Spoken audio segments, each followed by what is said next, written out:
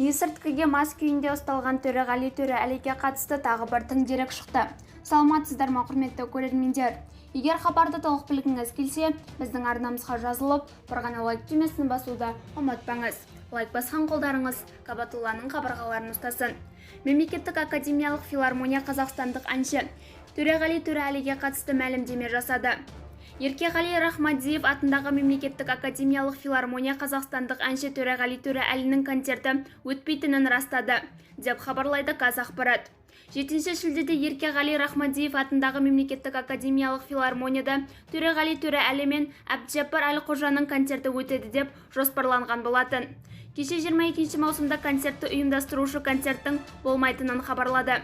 Демек, бұл концерт біздің залда өтпейді, деп хабарлады филармонияның баспасөз қызметі. Бұған дейін қазақстандық әнші мас күйінде көлік жүргізгені үшін сот шешімімен әкімшілік жауапқа тартылған болатын.